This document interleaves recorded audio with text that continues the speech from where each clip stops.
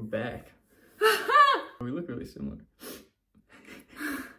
You shaped me into you. Because I have like ab lines now, and I didn't have those when I first met you. You sure did. You made me healthier. You made me happier. What? This is what 6 years of meditation has taught us. When I think back to even the last 4 years, we've been heavy going in on meditation. And I think about when we met 4 years ago, I was a completely different person. Completely different person.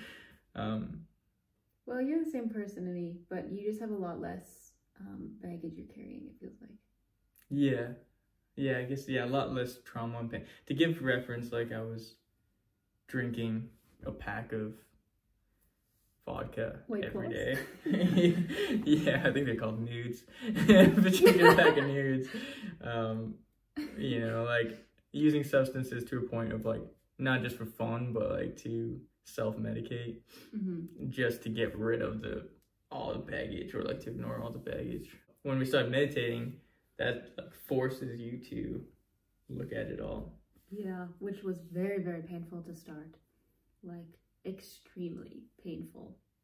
Like I think if you were to ask anybody who like doesn't meditate or has never tried to do that, to go in a room and sit with your thoughts for like 3 hours. Yeah, it's painful. It's painful. Like it physically hurts inside your body. Yeah.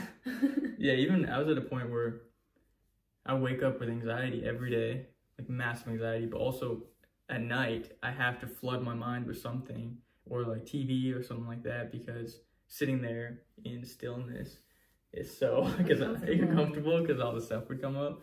So you just don't want to look at anything. The top things, what 6 years of meditation taught us, and try to summarize it for you in as short as possible. So hopefully maybe you can learn in less than 6 years. Number 1 is you are not your thoughts. Yeah. And I think that's top for both of us when we wrote our list. Really, I feel like the past me, and I think most people aren't even aware, you're just kind of reacting to your thoughts throughout the day. You're just like, oh, I'm angry at this person, or I'm anxious, or I'm doing this, and you think you are your thought process, so you have no choice but to play like the avatar, like the NPC character. It's just like, this is the script, you say it, and you think that's you. But what meditating does is it helps you can see what that programming is, what your thoughts are, and be like, wait a second, if I'm looking at my thoughts, and I'm not acting out of them, then maybe I'm not actually my thoughts. I can see them from like a third-party perspective. Exactly, yeah. And you can like change them or choose not to react them or be them. And like, yeah, I don't know, it's a completely different perspective. Yeah, I think like it's a hard concept to grasp if you've never disconnected from your thoughts before, because you're trying to think of this through your thoughts. You know, through your already pre-programmed mind. Yeah, true. And you can't actually like logically think about it, because it's not, I don't think, like meditation isn't a logical experience. It's taking away all of like the mind's chatter and all of the thoughts and all of the beliefs and all the pre-programmed stuff in your mind, and you're sitting in the present moment in silence, in presence. And then that is when your soul and your being realizes like, oh wow, my thoughts aren't me. That's just something that has been programmed into my mind. Yeah, I can see how that could be confusing, because if you are thinking out of your thoughts, you're like, how could it be anything but my thoughts? But essentially, yeah, if it's all you've ever known, then you don't know anything apart from it. But my science teacher told me this once when we were in grade 7. He was like, okay, you're not your hand, you have a hand. You're not your body, you have your body. You're not your brain, you have a brain. And like just the ability to be aware of something, it means it's not you. It's part of you, or maybe something that you live in, but it's not. So there's an essence of you that isn't, and that applies to your thoughts. your actual like what you think is actually you is literally just a program that, you know, there's awareness that's higher than that. Yeah, and I think something very important for me in the beginning of realizing this was that when you're from ages 1 to 7, you're picking up all of that subconscious programming that's getting programmed into your mind, that is going to be basically in control of your life, because that's what 95% of your mind is your subconscious programming. Yeah, the autopilot. So subconscious is if you haven't heard of that term used before, it's like your conscious level is like what you're conscious of in this moment. Like, I'm conscious that we're sitting here, we're talking. Subconscious is all the things that are happening without you have to be conscious about it. So like when you're walking, or like you automatically do this or you automatically do that, most of what you're doing throughout the day you're actually not conscious of, and for a good reason. For some of it, because like if you were conscious of everything, it would be overwhelming and it takes so much energy. So the body naturally puts itself on autopilot on the things that you do every day. Like you go wake up, you go brush your teeth, you go drive your car, you go, you know, like all of those like mundane tasks. Yeah. You're on autopilot. Yeah, you don't need to be conscious because the body's like, oh, I've done this before. Like driving, for example, is like one of the big ones. But some of those patterns that you've taken on, even thinking patterns, might not be to your full highest advantage or self.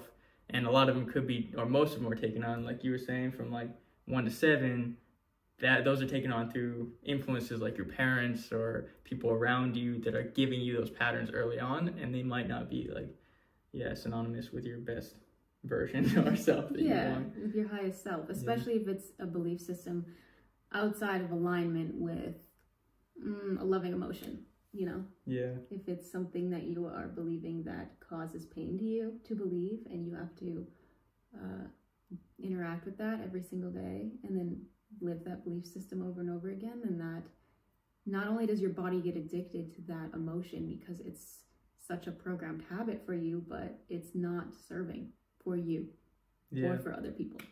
Yeah. And until meditation allows you to be aware that that's even happening, because if you just thought that was you, you wouldn't even know that that was really happening. You could be like not even aware that that's going. You just act it out because it's on autopilot. Yeah, okay. Number 2. Wait, I want to put my legs up, but I'm wearing a dress.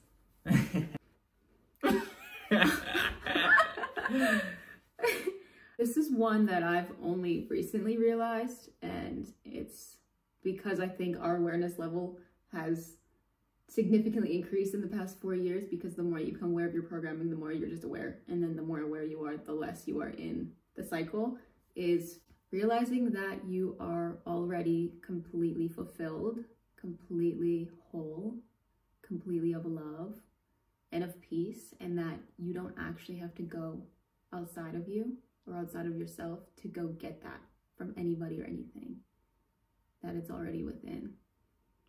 You have access to every emotion or feeling right now.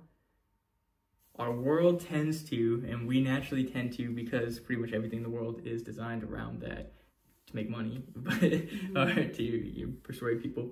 But essentially, how normally our brain works is like, when I get this, I'll be happy.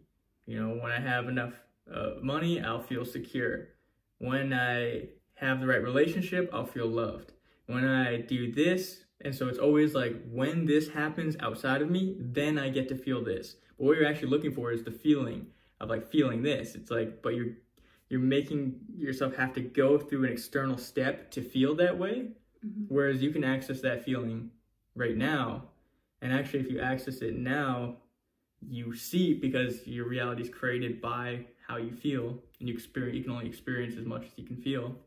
So if you can access it without having to go through the external step, then you can feel that feeling now, and then you actually experience things that give you feedback or support that feeling externally. So it happens in reverse. Which is basically the process of manifestation in its sense, is like, allow yourself to feel the feeling now, and then the external thing that you wanted will come, because you'll no longer actually need it or want it. So there won't be any more resistance to yourself and that thing once you finally allow yourself to feel it inside. And then, it always happens like that. You don't want it anymore, and then it comes.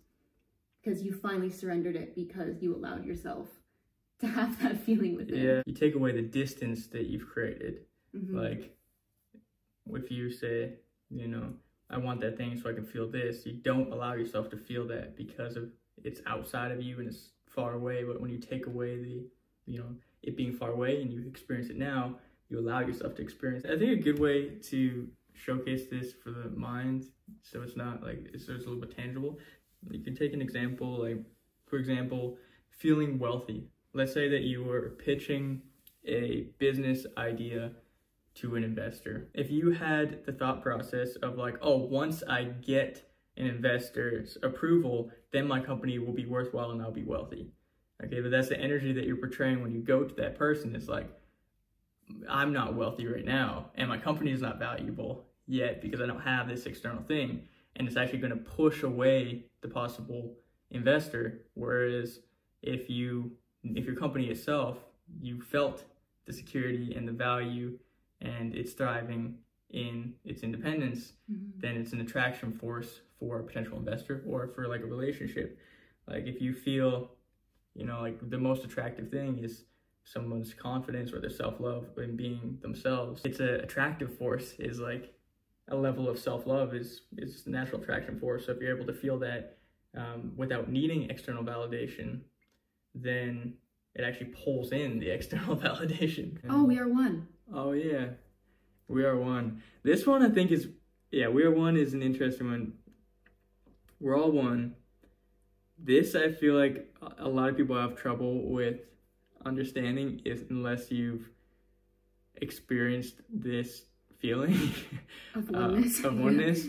Because it doesn't really make sense logically from the brain.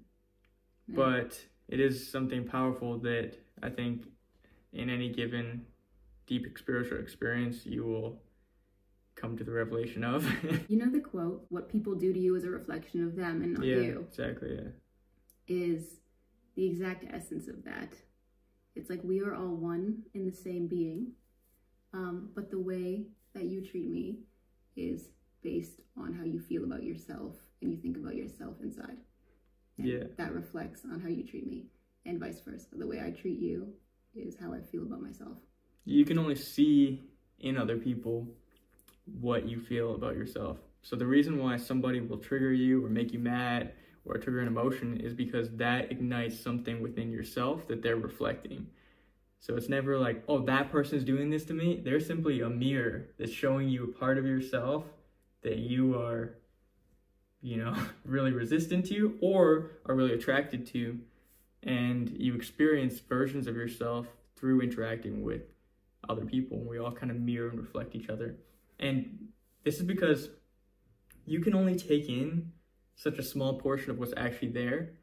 You know, our brains filter out, there's so much information and our brains filter out the majority of it. Yeah. So like what you can actually experience versus what's actually there information-wise is so small, especially for somebody like a person. So you don't actually experience the entire essence of a person when you're interacting with them.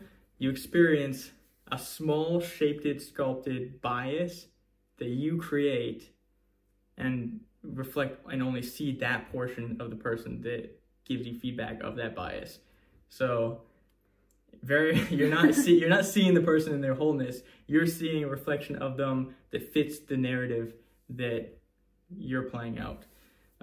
Which is why if you change the script with somebody, like when you're interacting with somebody, you're probably interacting with them in the same way over and over and over, and you're seeing the same things, like, oh, this person always annoys me, or this person always does this, this person always does this. Well, you're only seeing those things, and actually it creates this bias in the same way of like when you really want a car, that's the only car you see on the road. Same thing with a person. It's like, this person always annoys me, this person always does this. You literally will only see those things, and it makes it, you identify that person with those things. But if you reshape, you can actually completely reshape your interactions with people by changing what you see in people, or more effectively, within yourself. Like looking at that emotion, seeing what it's triggering within you, and then allowing yourself to feel and sitting with that emotion to the point where it's accepted and it doesn't bother you anymore. And then once you sit with that emotion and surrender it, which is what we do in meditation, you realize that externally, like the things that used to bother you sometimes in other people or just in external circumstances don't bother you the same anymore. And they've been lifted and they've been gone because you were able to release that resistance. Exactly. We're going to dive deeper into more of these topics. And I know we keep like moving back and forth. We do videos, we don't. Yeah. But the inconsistencies. But we do have a newsletter called Fulfilled Souls, and we send out weekly sometimes bi-weekly emails, just talking about like, I don't know, things we're going through in that week and what we've done. Big impacts or revelations that have come up through healing or discoveries. Yeah, lots of stuff like this. So if you want to be a part of that community, it's completely free. We'll just put the link below. Yeah. If you're interested in getting involved in meditation but don't know where to start or how to, maybe we'll do some more content on that and like how to get in the journey of meditation, because it has been, for me, definitely the most impacting thing that I've taken on in my life. Like one of them for sure. So really potent and powerful. So, and something we're very passionate about because it's helped us a ton in our life. It's obviously, it's literally made me go from like anxious and chaotic to I am mostly peaceful like 90% of the time. Yeah, instead of anxious 90% of the time, and maybe peaceful like 10% of the time. It's the opposite now. Well, thankful for you. Let us know if you have any questions or want us to expand on anything. Something we're passionate